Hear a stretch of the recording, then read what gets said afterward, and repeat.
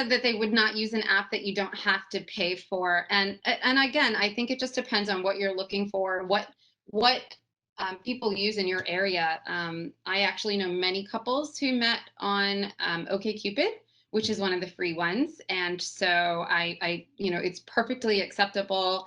You do have to, be a little bit more careful and mindful of the people that you're looking for and the places that you're meeting them. As Rena said, always meet in public.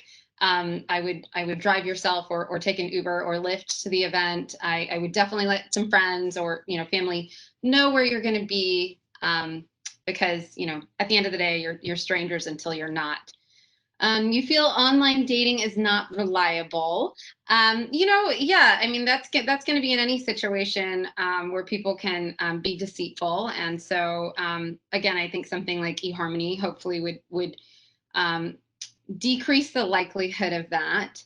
I'm trying my best to get through these questions. We can take a couple more. Once you meet in person, how to part ways. I think it's just really important to be honest.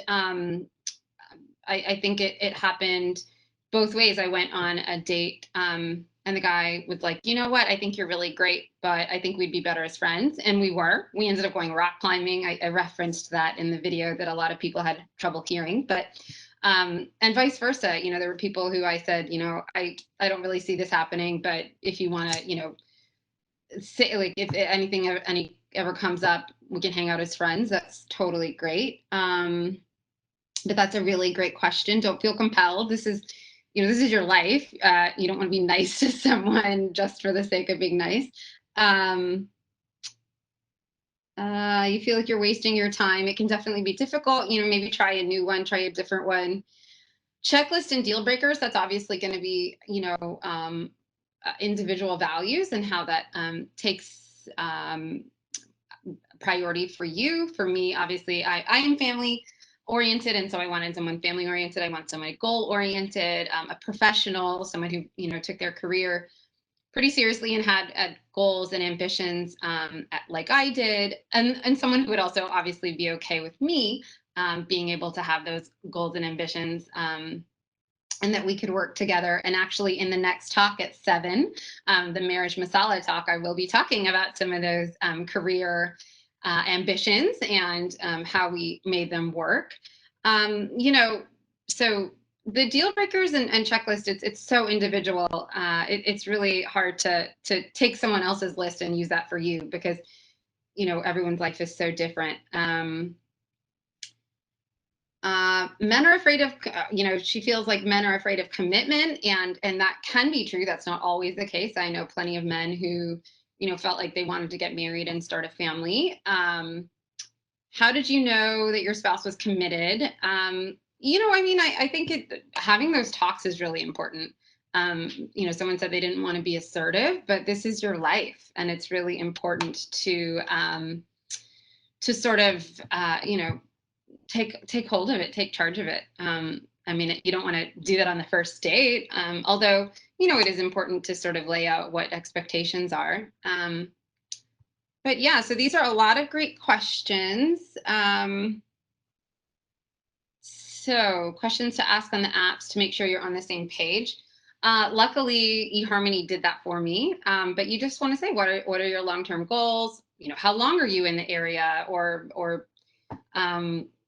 career goals? Those kinds of things can kind of give you a hint too, right? If the person is moving in a month and just there to kind of have some final partying, you don't want to necessarily be a part of that, or maybe you do. Again, it just depends on where you are in your life.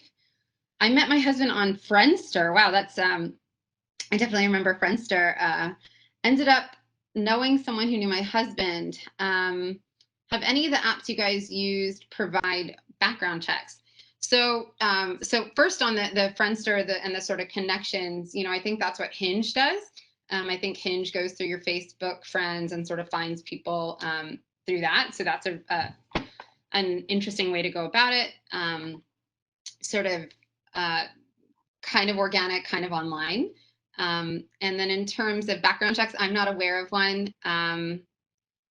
So it is kind of tough. I will tell you that my husband definitely Googled me.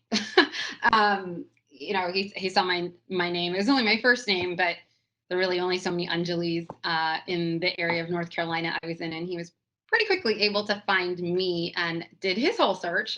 Good on him.